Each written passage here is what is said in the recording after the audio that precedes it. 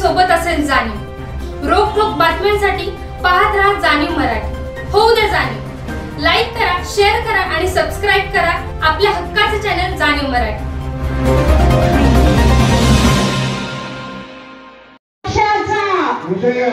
भारतीय जनता पक्षाचा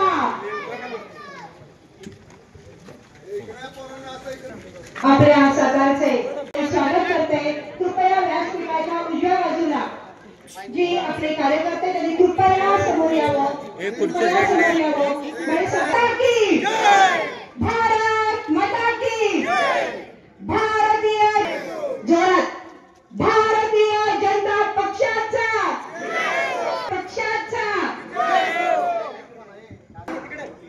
साळुंखे दिलीप अण्णा यांनी महाराष्ट्राचं स्वागत बुके देऊन करावं अशी त्यांना महाराष्ट्राचं स्वागत करूया। या ठिकाणी महाराष्ट्राचं स्वागत करतायत। जोरात टाळ्यांच्या गजरामध्ये त्यांचं स्वागत होत आहे। आपले टाळ्यांच्या गजरामध्ये स्वागत करा। धन्यवाद। यांच्या पॅनेलमधून आपल्या प्रभागातील 2 सक्षम उमेदवार देसाई साहेब आणि अर्पणा बाचल मॅडम तसेच नगराध्यक्ष पदासाठी मोहिते साहेब आपल्या समोर उभे आहेत। साताऱ्याच्या विकासाच्या दृष्टीने पाहता माननीय पंतप्रधान मोदी साहेब तसेच महाराष्ट्राचे लाडके मुख्यमंत्री माननीय देवेंद्र फडणवीस साहेब हे विकास करत असल्याने साताऱ्याच्या विकासासाठी भाजप पक्षाचे लोकप्रतिनिधी सातारा नगर परिषदेमध्ये असणे आपल्या सातारा नगर परिषदेच्या दृष्टीने विकासाच्या दृष्टीने आवश्यक आहे। त्यामुळे भारतीय जनता पार्टीच्या तसेच सातारा विकास आघाडी व नगर विकास आघाडी यांच्या उमेदवारांनाच मतदान करणे गरजेचे, म्हणजे कमळाला मतदान करणे गरजेचे। नगराध्यक्ष पदासाठी मोहिते साहेब हे शहरातील वाहतूक, स्वच्छता, पायाभूत सुविधा आणि प्रशासनातील अडचणी यावर स्पष्ट व्यवस्थित काम करण्याची त्यांची तयारी आहे। साताऱ्याचा नियोजित आणि शिस्तबद्ध विकास करणे हा त्यांचा उद्देश आहे। मोहिते साहेबांना आपला पाठिंबा मिळावा अशी नम्र विनंती आहे। नंतर देसाई साहेब हे आपल्या प्रभागातील रस्ते, पाणी, नाले आणि स्वच्छतेच्या दैनंदिन प्रश्नावर सरळ नियोजनबद्ध काम करण्याचा त्यांचा स्पष्ट कार्यक्रम आहे। लोकांशी थेट नगराध्यक्ष पदाचे उमेदवार आपले सर्वांचे लाडके नेते अमोलदादा मोहिते यांचे या ठिकाणी आपल्या इथं आगमन झालेलं आहे। सर्वांच्या वतीने त्यांचं सहर्ष स्वागत।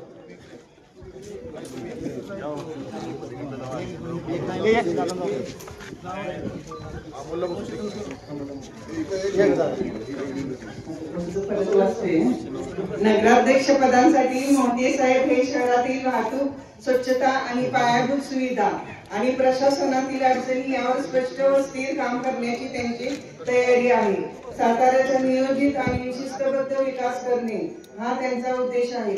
मोहिते साहेबांना आपला पाठिंबा मिळावा व कमळावर मतदान व्हावे अशी नम्र विनंती। नंतर देसाई साहेब हे आपल्या प्रभागातील रस्ते, पाणी, नाले आणि स्वच्छतेच्या दैनंदिन प्रश्नावर आणि नियोजनबद्ध काम करण्याचा त्यांचा स्पष्ट कार्यक्रम आहे।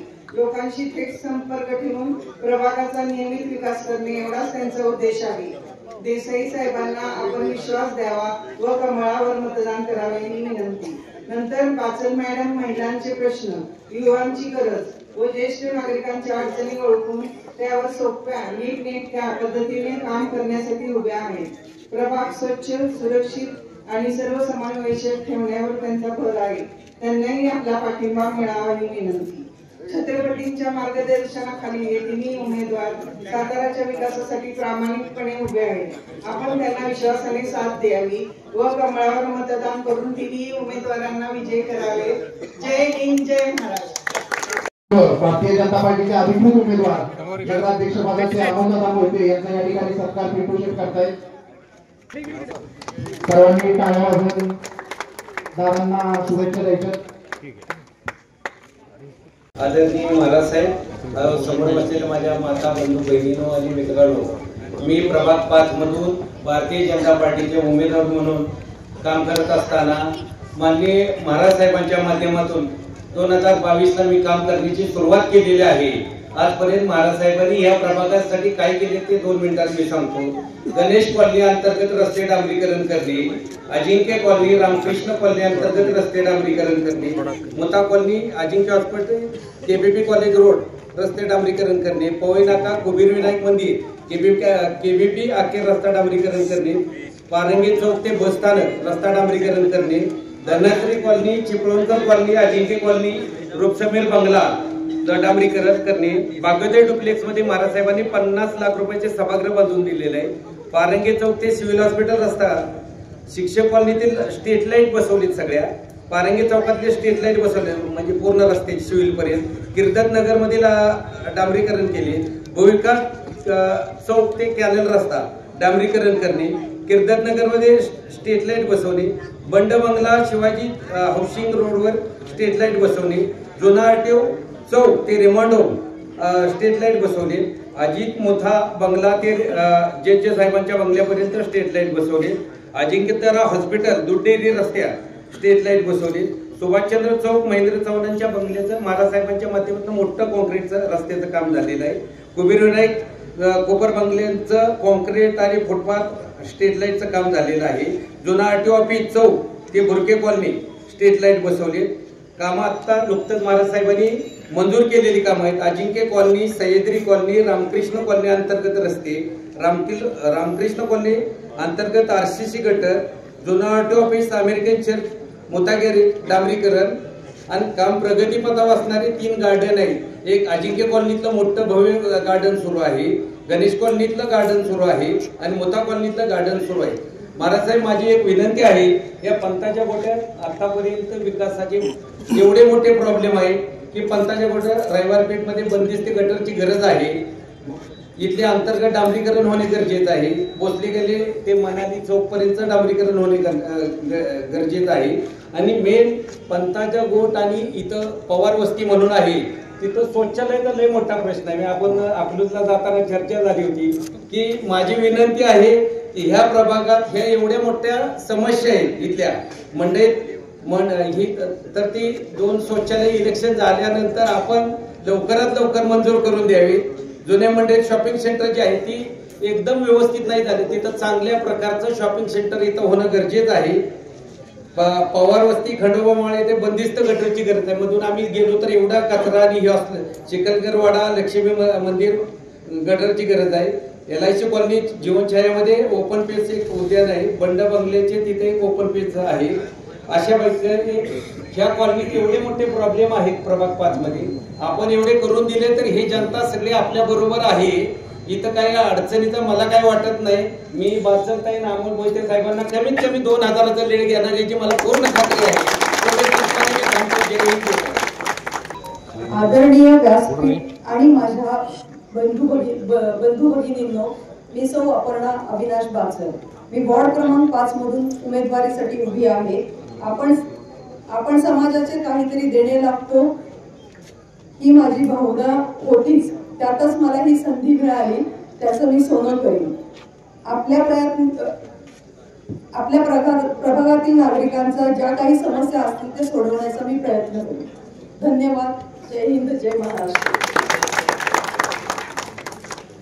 आमचे दैवत श्रीमंत छत्रपती शिवाजीराजे भोसले तसेच उपस्थित प्रभाग 5 क्रमांक 5 चे उमेदवार विजय देसाई तसेच बाटल वहिनी तसेच आमच्या नाईक वहिनी, माझा आंबेकर साहेब बसले, मेडिकल मॅडम बसले, सगळे उपस्थित आपण सर्व मान्यवर आज 2025ला नगरपालिका होऊ घातलेल्या इलेक्शनमध्ये 500 उमेदवारांच्या आज आम्हाला महाराज लोकांनी उमेदवारी दिलेली आहे.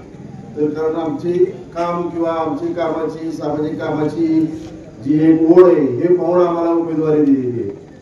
तर नगरपालिकेत मी 15 वर्ष नगरसेवक म्हणून जनता बँकेचं चेअरमन म्हणून काम करतोय. एकंदरीत कामाची एक हे बघता जवळजवळ या 3 वर्षाच्या कालावधीमध्ये आपल्या महाराष्ट्राचे मंत्री शिवेंद्रराजे भोसले यांच्या माध्यमातून सातारा शहरासाठी अनेक विकास कामं झालेली आहेत. बरीचशी कामं चालू आहेत, बाकीची अजून काही व्हायची आहेत.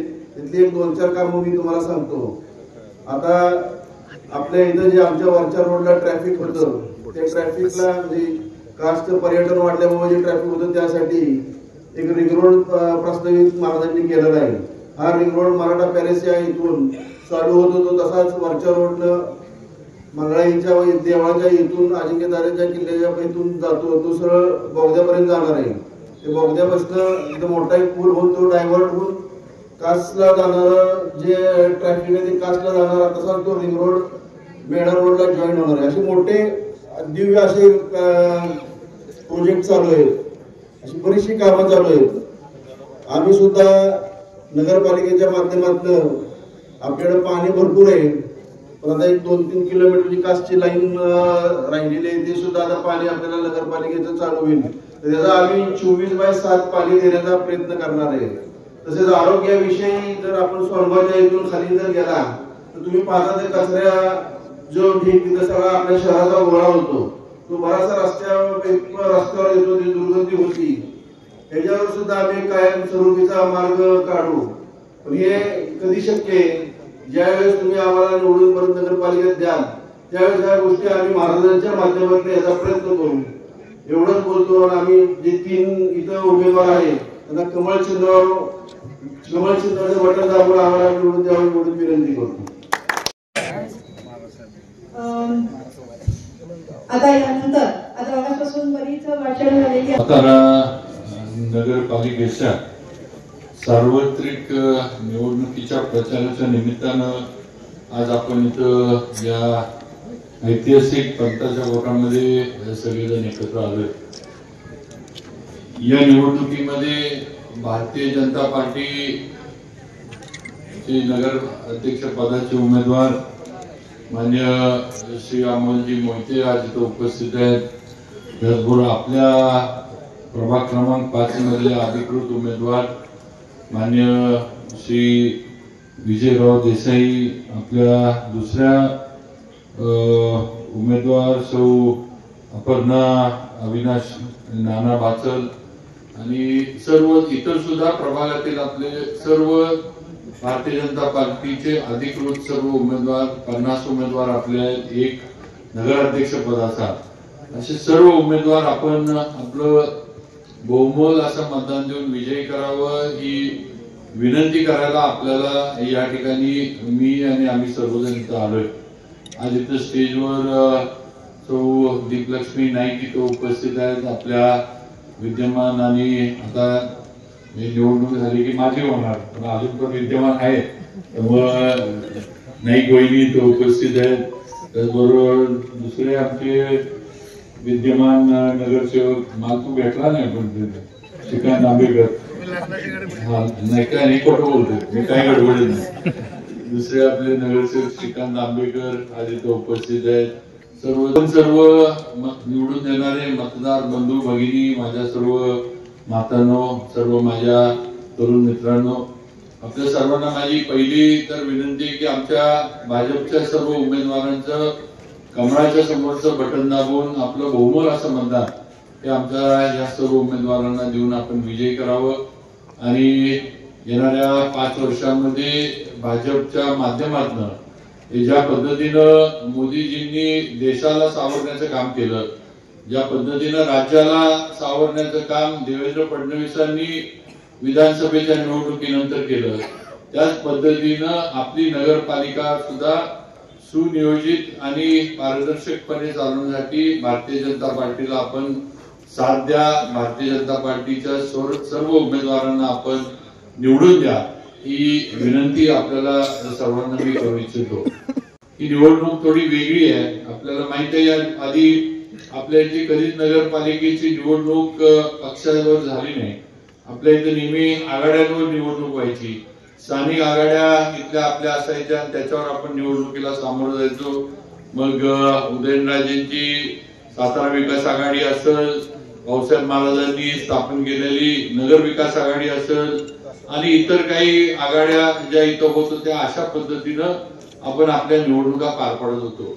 पण ही पहिली निवडणूक आज सातारा नगरपालिकेच्या इतिहासातली जी पक्षाच्या चिन्हावर आपण लढतोय किंवा पक्षाची म्हणून लढतोय, हे आपण का आणि कशासाठी हे समजून घेतलं पाहिजे. आपल्याला माहित आहे की आपण आपली नगरपालिका आपलं उत्पन्न जे आहे ते मर्यादित उत्पन्न आहे आपल्या नगरपालिकेला. आपली जरी नगरपालिका अवर्ग नगरपालिका असली तरी उत्पन्नाची साधनं आपल्याकडे जी आहेत ती मर्यादित आहेत. मग घरपट्टी असेल, पाणीपट्टी असेल किंवा जी काही जाहिरातीतनं कर गोळा होतो, जी काही जाहिराती वगैरे आपण जे साईन बोर्ड म्हणतो किंवा होल्डिंग म्हणतो किंवा जे काही वेगवेगळ्या ठिकाणी आपण त्याचं जे काही उत्पन्न आहे एवढं आपल्याला उत्पन्न जे आहे ते मिळतं. बाकीची जी कामं मोठी करण्यासाठी शेवटी आपल्याला सरकारवर अवलंबून राहायला लागतं, ही वस्तुस्थिती आहे. आज जी कामं विजय देसाईंनी इथं वाचून दाखवली, जी आपल्या प्रभागामध्ये झाली, आज एवढी कामं कशातनं झाली तर आपण लक्षात घ्या, ही सर्व कामं जी आहेत ती राज्य सरकारकडनं आपल्याला पैसा मिळाला, आपल्या नगरपालिकेला निधी मिळाला आणि म्हणून ही कामं आपल्याला करता आली, हे आपण लक्षात घेतलं पाहिजे. आणि म्हणून ही निवडणूक पक्षावर लढण्याचा निर्णय एवढाच होता की आज मी भाजपमध्ये मंत्री म्हणून काम करतोय, माझ्यावर पक्षानं मोठी जबाबदारी दिली. उदयनराजे आपले भाजपचे खासदार म्हणून दिल्लीमध्ये काम करतात. आज राज्यामध्ये मुख्यमंत्री भारतीय जनता पार्टीचे आहेत. आज दिल्लीमध्ये सरकार पंतप्रधान नरेंद्रजी मोदी यांच्या नेतृत्वाखाली भाजपचं काम करतंय. त्यामुळं उद्याच्या काळामध्ये जे सातारसाठी आपल्याला काही गोष्टी मोठ्या करायच्या आहेत, काही नवीन करायच्या आहेत, या करण्यासाठी आपल्याला सरकारचा पाठिंबा असणं हे गरजेचं आहे, हे आपण सगळ्यांनी लक्षात ठेवलं पाहिजे. आणि म्हणून आपण ही निवडणूक आज पक्षाबरोबर किंवा पक्षाच्या लढतोय. शेवटी आपल्या आशीर्वादाने मी 5व्यांदा आमदार झालो. महाराज गेल्यानंतर आपण माझ्यावर विश्वास टाकला, 5व्यांदा आमदार झालो. लोकसभेला आपण सगळ्यांनी सातारकर म्हणून ताकद लावली. भले किंवा मोठमोठे पत्रकार म्हणत होते की सातारची सीट भाजपला मिळणार नाही, भाजपचा तिथं पराभव होईल. पण आपण सातारकरांनी करून दाखवलं आणि उदयनराजेंना आपण सातारकरांनी निवडून आणलं. ही वस्तुस्थिती आहे, हा इतिहास आपण घडवला, हे लक्षात घ्या. आणि स्वातंत्र्यानंतर भारतीय जनता पार्टीचा पहिला खासदार हा उदयनराजेंच्या माध्यमातून आपण केंद्रामध्ये पाठवला, हे सुद्धा सातारकरांनी करून दाखवलं. आणि म्हणून आज एवढी ताकद आपण दिल्यामुळं आज आपल्याला सुद्धा आपल्या सातारला म्हणजे सर्व बाजूनं मदत करण्याची भूमिका ही सरकार पण घेते, केंद्र सरकार पण घेते, मुख्यमंत्री पण घेतात. त्याचं आपण सगळ्यांनी कुठेतरी जाणीव ठेवली पाहिजे, असं मला या निमित्तानं सांगावंसं वाटतं. आज मला मंत्री म्हणून काम करण्याची संधी मिळाली, तुम्ही निवडून दिलं, तुमच्या आशीर्वादाने मी निवडून आलो. आज देवेंद्र फडणवीसांच्या आशीर्वादाने मी राज्यामध्ये मंत्री म्हणून काम करतोय. आज महाराष्ट्रातलं जे दुसरं तिसऱ्या नंबरचं खातं सार्वजनिक बांधकामचं जे आहे ते खातं आज मला दिलं. आज राज्यामध्ये मला त्यामुळं फिरायला मिळतं, काम करायला मिळतं, दुसऱ्या जिल्ह्यांमध्ये जायला लागतं. आज जे जिल्हे खरं म्हणजे कधी बघितले नव्हते त्या ठिकाणी सुद्धा आज तुमच्यामुळं, तुम्ही आमदार केल्यामुळं आणि देवेंद्र फडणवीसांनी मंत्री केल्यामुळं मला तिथं जाऊन काम करता येतं. तिथल्या लोकांच्या अडचणी समजून घेता येतात, तिथला सामाजिक स्थिती काय, तिथली लोकांची, तिथल्या राहणाऱ्या किंवा शेतकऱ्यांची आर्थिक स्थिती काय, जिल्हा कसा आहे, शहर कसं आहे, या गोष्टी बघता येतात, अनुभवता येतात. आणि मग जिथलं जिथलं चांगलं आहे ते आपल्या इथं का होऊ नये, जिथं जिथं चांगल्या चांगल्या गोष्टी आपल्याला दिसतात त्या साताऱ्यामध्ये आल्या पाहिजेत. या पद्धतीनं आज मला नियोजन करता येतंय, हे आपण लक्षात ठेवलं पाहिजे. आणि म्हणून आज ज्या पक्षानं आपल्याला एवढी ताकद दिली, ज्या भारतीय जनता पार्टीनं आपल्याला एवढा विश्वास दिला, आज त्यांच्या मागं आपण सुद्धा सर्वांनी ताकदीनं उभा राहणं ही काळाची गरज झाली आहे असं म्हटलं तरी काही चुकीचं ठरणार नाही. सातारा नगरपालिका आपण गेल्या 1.5-2 वर्षांमध्ये किंवा त्याच्यापेक्षा पण आधी एकनाथ शिंदे साहेब मुख्यमंत्री असल्यापासून ते आजपर्यंत आपण बरीच मोठमोठी विकास कामं केली. आज रस्ते आपल्या इथले, आपल्या प्रभागातले जे आहेत ते आपण विजयनं सांगितलं ते पूर्ण केले. बरीचशी कामं आपली पूर्णत्वाला झाली, काही कामं होऊ घातलेली आहेत, लवकरच ती सुरू होतील. काही आता विजयनं सांगितलं की प्रस्तावित आहेत, आपल्याला ती करणं गरजेचं आहे. मग इथला संडासचा प्रश्न असेल, इतर प्रश्न असतील, ही सर्व कामं आचारसंहिता संपल्यानंतर आम्ही 100% पूर्ण करून देऊ, हा शब्द नक्कीच या ठिकाणी मी आपल्याला देऊ इच्छितो. कुठलीही जी कामं विजय देसाईंनी तिथं बोलले की काय अवघड आहेत किंवा अडचणीची आहेत किंवा होऊ शकत नाहीत, अशी अजिबात नाही आहेत. त्यामुळे 100% ही कामं रखडली असली, मागं पडली असली तरी येणाऱ्या निवडणुकीचं आचारसंहिता संपली की ती पूर्णत्वाला जातील. पण ती करत असताना माझी आपल्याला विनंती आहे की आपल्याला थोडं प्रभागाच्या बाहेर जाऊन विचार करायला लागणार आहे. आज आपल्याला सातारकर म्हणून कधीतरी विचार करायला लागणार आहे किंवा आपला सातारा आपल्याला कसा करायचा. नुसतंच माझा प्रभाग, माझंच घराच्या समोरचा रस्ता किंवा माझंच घराच्या दारातलं गटर एवढ्या पुरतं आता आपल्याला मर्यादित विचार करून चालणार नाही. शेवटी हे शहर आपलं आहे, हे शहर तुमचं, माझं, आपलं सगळ्यांचं शहर आहे. हे शहर कसं बनवायचं पुढं, या शहराचं सुशोभीकरण कसं असावं, या शहरातले रस्ते कॉन्क्रीटचे आपल्याला कसे करता येतील, या शहरात लाईटची सोय चांगल्या पद्धतीने कशी देता येईल, जे आपल्या जवळपास जे पर्यटनाची स्थळं आहेत ती कशी आपल्याला डेव्हलप करता येतील की ज्याच्या माध्यमातून लोक इथं बाहेरचे येतील आणि त्यांच्या माध्यमातून 4 पैसे तुमच्या माझ्या मुलांना इथं व्यवसायातनं, हॉटेल असेल, इतर व्यवसाय असेल त्यातनं मिळाले पाहिजेत. अशा पद्धतीनं आपल्याला विचार करायला लागणार आहे. आज आपण नेहमी तक्रार करतो की आता शिक्षणाच्या सोयी साताऱ्यात चांगल्या झाल्यात. आज प्रत्येक कॉलेजला डिग्री, डिप्लोमा सगळं आज उपलब्ध आहे. मला वाटतं 15-20 वर्षापूर्वी रहितचे काही ठराविक कॉलेज सोडले तर दुसरा अभ्यासक्रम घ्यायचा म्हटलं तर पुन्हा, कोल्हापूर इकडच्या शिवाय आपल्या मुला मुलींना पर्याय नव्हता. पण आज शिक्षणाची परिस्थिती आपल्याकडे बदलली आहे आणि एक सगळ्यांची खंत असायची की मुलं मुली शिकतात आणि नोकरीला पुण्याला जातात आणि आई वडील इथं राहतात आणि ह्याच्यावर पर्याय एकच होता की सातारला स्वतःचा IT पार्क नवीन स्थापन व्हावा आणि आपल्या खिंडवाडीमध्ये 84 एकर जमिनीवर आज IT पार्क सुद्धा देवेंद्र फडणवीसांच्या माध्यमातून आपल्याला मिळालेलं आहे. लवकरच त्याचं काम सुरू होईल. आज आपल्या मनामध्ये आपली मुलं मुली लांब असण्याची जी खंत आहे ती या माध्यमातून नक्की दूर होणार आहे आणि इथं सुद्धा मोठ्या प्रमाणावर IT इंडस्ट्री आणून त्या ठिकाणी आपल्या मुलांना, आपल्या मुलींना तिथं नोकरी कशी मिळेल हा प्रयत्न आपल्या सर्वांना करायचा आहे. पण या सगळ्यासाठी शेवटी आपल्याला सरकार बरोबर राहिलं पाहिजे. ज्या पक्षाचं सरकार आहे, ज्या पक्षाचे नेते आहेत, ज्या पक्षाचे मुख्यमंत्री आहेत त्या भाजप पक्षावर आपल्याला राहिलं पाहिजे. लक्षात घ्या, रिंग रोडचा विषय आज आपल्या इथं वाहतूक कोंडी होती, आपण बघतोय. आता जिथं जिथं रस्ता आपल्याला रुंद करता येतो तिथं तिथं आपण करतोय. परंतु जुनी घरं आहेत, जुने वाडे आहेत, ते काय आपण पाडू शकत नाही. जोपर्यंत तिथलं बांधकाम निघत नाही तोपर्यंत तिथली रुंदी आपल्याला रस्त्याची मिळत नाही. तेव्हा आता ही वाहतूक कोंडी जी साताऱ्यात व्हायला लागली आहे, कारण गाड्या काय कमी होत नाहीत, गाड्या लोक घेतच राहतात. आज प्रत्येक घराच्या दारामध्ये नाही म्हणलं तरी 3-3, 4-4 टू व्हीलर आपल्याला बघायला मिळतील. एक 4 व्हीलर बघायला मिळाली ही वस्तुस्थिती आहे. आणि असं असताना वाहतूक कोंडीला आपल्याला संपूर्ण शहरामध्ये तोंड द्यायला लागतं. प्रामुख्यानं पोई नाक्याचा परिसर, राजवाड्याचा परिसर, कनाळीचा परिसर आणि खालच्या रस्त्याचा परिसर, मधला रस्ता जो आपला आहे हा सगळा जो आहे हा ठराविक कालावधीमध्ये तिथं वाहतूक कोंडी होती. कास्ट वाहतूक सुरू झाली, पर्यटक वर कास्ट यायला लागले की आदलतवाड्यापासून समर्थ मंदिर ते बोगदा या ठिकाणी तासनतास ट्रॅफिक जॅमला सगळ्यांना तोंड द्यायला लागतं. ही सुद्धा वस्तुस्थिती आहे. आणि मग याच्यावर काहीतरी उपाय निघाला पाहिजे की वाहतूक कोंडी साताऱ्यातली सुटली पाहिजे. म्हणून ज्याचा उल्लेख अमोल मोहितेंनी केला की आज आपण सातारसाठी एक वेगळा रिंग रोड आपण PWD कडे आता प्रस्तावित केलाय. हा रिंग रोड हायवे पासून म्हणजे शाहूनगर, विलासपूर, शाहूनगर, अजिंक्यताऱ्याच्या रोडला जोडून तसाच हा रस्ता बोगद्यापर्यंत न्यायचा, बोगद्यावरून पूल करायचा आणि पूल करून पॉवर हाऊसला तो जोडायचा आणि पॉवर हाऊसच्या इथनं तो रस्ता जो कासला जाणार आहे तो झालेलाच आहे. पण तिथून हा रस्ता आंबेदरे, मारदरे मार्गे परत जुन्या मेढ्या रस्त्याला जोडायचा. अशा पद्धतीचा आपण रिंग रोड प्रस्तावित केलाय आणि हे PWD कडेच आपण दिलंय. शेवटी विभाग माझ्याकडेच आहे त्यामुळे मीच मंजुरी याला देणार आहे.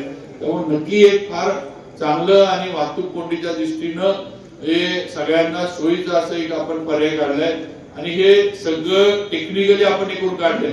असं समजू नका की बाबा आणि अमोल मोहितांना वाटलं म्हणून इकडून रस्ता नेला आणि तिकडून काढला, असं अजिबात नाही.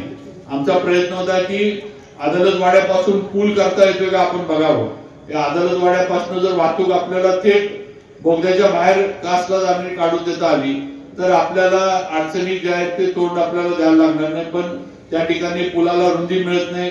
त्या ठिकाणी जे सर्वेला आलेली कंपनी होती त्यांचं म्हणणं होतं साहेब इथं जर पूल करायचं म्हटलं तर एकतर 4 पदरी होऊ शकत नाही कारण तेवढी तिथं रस्त्याची रुंदी नाहीये.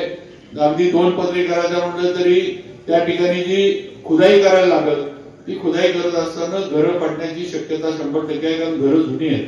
त्यामुळे म्हणजे साहेब इथं पूल जो आहे हा व्यावहारिक होत नाही आणि काम करताना फार अडचणीला आपल्याला सगळ्यांना तोंड द्यायला लागणार. म्हणून मग हा रिंग रोडचा प्रस्ताव आपण तयार केला. त्यामुळे फार मोठं काम आपण रिंग रोडचं जे आहे ते आज पूर्णत्वाला नेतोय. आज राजवाडा परिसरामध्ये सुद्धा आपण 4 मजली पार्किंग हे त्या ठिकाणी करतोय. या राजवाड्याला गेलं किंवा मोती चौकात गेलं की पार्किंगची समस्या सगळ्यांनाच आहे. सिलेक्शन असेल, इथे जी काही दुकानं सगळी आहेत तिथे गेलं की 100% पार्किंगची समस्या होती. त्यामुळे आज राजवाड्याच्या इथं जे जुना जनावरांचा दवाखाना आहे त्या ठिकाणी आपण नगरपालिकेच्या माध्यमातून 4 मजली पार्किंग करतोय. मग त्या 2 व्हीलर आणि 4 व्हीलर अशी पार्किंगची सोय आपण त्याच्यामध्ये केली आहे. आणि खाली जी आहे मगाशी पण सांगितलं, आज राजवाड्याला जी चौपाटी उघड्यावर बसती तिथे जे सगळ्यांना उघड्यावर बसून खायला लागतं, ग्राउंड फ्लोअरला या सर्व चौपाटी धारकांना किंवा तिथल्या व्यावसायिकांना आपण कायमस्वरूपी जागा त्यांना तिथं बांधून देणार आहे. म्हणजे त्यांनी तिथं व्यवसाय करावा, फिरायला येणाऱ्या त्या लोकांना तिथं कट्टे, बसायला पाण्याची सोय, लाईटची सोय, सगळ्या गोष्टी तिथं त्यांना उपलब्ध करून द्यायच्या. म्हणजे त्यांना त्यांच्या व्यवसायाचं पण एक संरक्षण राहील, येणाऱ्या लोकांना, महिलांना, मुलींना सुद्धा बसायला जागा होईल आणि एक सुरक्षितता या सगळ्याला राहील. अशा पद्धतीनं आपण ते नियोजन केले. आणि मग राजवाड्याचा जो मोकळा होणारा परिसर जो आहे तो चांगल्या पद्धतीनं सुशोभित करायचा असं नियोजन आपण करतोय. अनेक प्रकल्प आपण तयार करून दिलेत, काही मंजुरीच्या ह्याच्यात आहेत. आज आपलं शाहू स्टेडियम झालं, पण तुम्हाला माहिती आहे तिथं क्रिकेट खेळता येत नाही, कारण सरकारनं जे धोरण जिल्हा क्रीडा संकुलाचं ठेवलंय त्याच्यामध्ये क्रिकेटला हे नाहीये. त्यामध्ये बाकी सर्व खेळ आहेत, पण क्रिकेट सरकारनं धरलं नाही. त्यामुळे आज हायवेला जिथं आपली ठक्कर सिटी आहे त्या ठक्कर सिटीच्या इथं आपली 13 एकर नगरपालिकेची जागा आहे. आणि या 13 एकर नगरपालिकेच्या जागेवर आपण अद्यावत असं फक्त क्रिकेटसाठीचं स्टेडियम आपण आज शासनाकडे प्रस्तावित केलंय. आणि हे करत असताना आमचं मत असं सगळ्यांचं आहे की आज आपण पुण्याला मॅचेस बघायला जातो. आज म्हाळुंगे एवढं पुण्याच्या बाहेर आहे, तिथं पुण्यामध्ये पण नाही, पण आज त्या ठिकाणी इंटरनॅशनल मॅचेस होतात. त्या ठिकाणी बाहेरचे लोक येऊन, बाहेरचे खेळाडू येऊन खेळून जातात. मग सातारमध्ये काय अडचण आहे, इथं काय प्रॉब्लेम आहे? इथं सुद्धा बाहेरच्या मॅचेस, इंटरनॅशनल मॅचेस आपल्या स्टेडियमवर व्हाव्यात अशा पद्धतीचं इंटरनॅशनल स्टँडर्डचं स्टेडियम सातारमध्ये बांधण्याचं नियोजन हे आपण शासनाच्याकडे प्रस्तावित केले. लवकरच या सर्व गोष्टी आचारसंहिता संपली की एक आपण मान्यता करू. आज अजिंक्यतारा किल्ल्याला अजित पवारांच्या मागे लागून आम्ही 130 कोटीचं किल्ल्याचं सगळं जे काही तिथलं लोकांना किंवा आपण फिरायला जातो संपूर्ण किल्ल्याचं तिथलं डेव्हलपमेंटचा आपण प्लॅन त्यांच्याकडनं सँक्शन करून घेतला. आज आपण माऊलीला जी आपली घाट आहे तिथं मंदिर आहे, तिथं ताराराणींची समाधी आहे, सईबाईंची समाधी आहे, तिथं थोरल्या शाहू महाराजांची समाधी आहे. या सगळ्या समाध्या त्या ठिकाणी आहेत. त्याला जे काय असेल त्याचा जीर्णोद्धार करायचा आणि तो संपूर्ण जो माऊलीचा जो घाटाचा परिसर आहे, दशक्रिया विधीचा पण जो आपला घाट आहे, हा सगळा घाट जो आहे हा 130 कोटी रुपये खर्च करून आपण तो सुद्धा शासनाच्या माध्यमातून आज तयार करतोय. आणि या माऊली म्हणजे संगम माऊली ते क्षेत्र माऊली या दोन्हीकडे जायला यायला आपण नदीवर एक पादचारी पूल सुद्धा करतोय. म्हणजे फक्त लोकांनी फिरायला जावं, संध्याकाळी तिथं घालवायला जावं, थोडा विरंगुळा केंद्र टाईप किंवा आपण रंकाळा कोल्हापूरचा बघितलाय, हे साधारण रंकाळ्याच्या धर्तीवर या ठिकाणी या मंदिराच्या परिसरामध्ये या घाटाची निर्मिती आपण आज करतोय की जिथं संध्याकाळी जाऊन लोकांना बसता येईल, सकाळी जाऊन बसता येईल, फिरता येईल आणि थोडाफार वेळ घालवता येईल अशा पद्धतीचं हे घाटाचं नियोजन सुद्धा आपण केलं. अशा अनेक प्रकल्प आपण केलेत. आज आपल्या शाहूपुरीमध्ये आपण ऑलिम्पिक साईज स्विमिंग पूल आपण तिथं बांधतोय, पुण्याचा तलाव. आज स्विमिंग पूलचं काम 60-70% पूर्ण होत आलंय. लवकरच हा स्विमिंग पूल पण पूर्ण होईल. म्हणजे उद्या आपल्याला तर हा पुण्याचा तलाव वापरता येणारच आहे नगरपालिकेचा, पण त्याचबरोबर देशातल्या सुद्धा स्पर्धा या ठिकाणी आपल्या स्विमिंग पूलला ज्या आहेत त्या पुण्याच्या घेऊ शकतो आपण. अशा पद्धतीचं अद्यावत आपण तिथं स्विमिंग पूल करतोय. अशी अनेक कामं आपण सुरू केली. रस्ते केले, पुढे सुद्धा करू. आणि म्हणून माझी आपल्याला विनंती की आज हे सगळं करायचं असलं तर आपल्याला भाजपला निवडून आणणं किंवा भाजप बरोबर राहणं, भाजप पक्षाला ताकद देणं हे तुम्ही आम्ही सर्वांनी केलं पाहिजे. आज ज्या वेळेला इंटरव्ह्यू झाले आम्हाला त्यावेळेला दिसत होतं की फार मोठ्या प्रमाणावर नाराजीला आपल्याला तोंड द्यायला लागणार, कारण जागा 50 आणि भाजपकडे इंटरव्ह्यूला 400 लोक आली होती. कारण त्यांना माहित होतं की इथं विजय जो आहे तो इथंच आहे, दुसरीकडे कुणी किती जरी काही जरी आपटलं तरी तिथं विजय होणार नाहीये, त्यामुळे विजय इथंच आहे. तेव्हा आम्हाला माहित होतं की 50 लोकांना उमेदवारी दिल्यानंतर 350 लोक नाराज होणार. आणि आज सुद्धा आपण बघतो की आपलीच लोक आपल्या विरोधात जाऊन उभा राहिली. विरोधक यात तसं वेगळं कोण नाही. काल परवाजी आपल्याच मांडीला मांडी लावून बसली होती, काल परवाजी आपल्या बरोबरच काम करत होती. आज 30 लोक अपक्ष म्हणून जाऊन विरोधामध्ये उभी राहिली. का तर उमेदवारी कुणाला तरी एकाला गेली, आम्हाला उमेदवारी मिळाली नाही म्हणून आम्हालाही मान्य नाही, आम्ही विरोधामध्ये उभा राहणार. म्हणजे याच्यामध्ये कामाचा काही विषय नाहीये, फक्त विरोधासाठी विरोध आणि आम्हाला उमेदवारी मिळाली नाही म्हणून आम्ही उभा राहणार. याचा कुठेतरी विचार आपण मतदार म्हणून केला पाहिजे. याच्यामध्ये प्रभागाचं काय भलं व्हावं किंवा शहराचं काय चांगलं व्हावं हा विषय अजिबात नाही. फक्त तिकीट आम्हाला मिळालं नाही म्हणून आम्ही विरोधात उभा राहतोय, हे सगळ्यात महत्वाचं कारण आहे. आपण लक्षात घ्या. आणि आपण एक लक्षात घ्या की अपक्ष जर असले तर अपक्षांचं ना त्यांना आगा असतो ना पिछा असतो. तेव्हा अपक्षांच्या माध्यमातून कारभार कुठल्याही संस्थेचा किंवा नगरपालिकेचा चालू शकत नाही ही वस्तुस्थिती आहे. कारण आज आम्ही भाजपमध्ये आहे, आम्हाला काहीतरी पक्ष संघटना काहीतरी आम्हाला काम करताना काहीतरी बंधन आहे. एक चाकोरीतनं आम्हाला सगळ्यांना काम करायला लागणार आहे. आज आम्हाला वर सुद्धा विचारणारी नेते मंडळी आहेत जे आम्हाला सुद्धा वर विचारतात की सातारमध्ये काय चाललंय, की असं का होत नाहीये, ते तसं का होत नाहीये. त्यामुळे आज पक्षामध्ये आम्हाला सुद्धा कुणाला उत्तर द्यावं लागतात. पण अपक्ष हे कुणाच्याही म्हणजे कुणालाही बांधील नसतात आणि कुणालाही ते नसतात. आज इकडं उद्या तिकडं परवा तिकडं असं हे अपक्षाचं राजकारण असं हे आपण लक्षात ठेवलं पाहिजे. म्हणून माझी विनंती आहे की कोणी भावनिक करल, काही भावनिक सांगण्याचा प्रयत्न करल तर त्याला अजिबात कुठेही तुम्ही बळी पडू नका. आज पक्ष म्हणून जिथं आपल्याला काम आहे, आपल्या शहराचं जिथं भलं आहे, आपल्या शहराची जितकं प्रगती होणार आहे तिथंच आपण जाऊन मतदान केलं पाहिजे. तरच आपण आपल्या शहरामध्ये काहीतरी नवीन मोठ्या प्रमाणावर करू शकतो.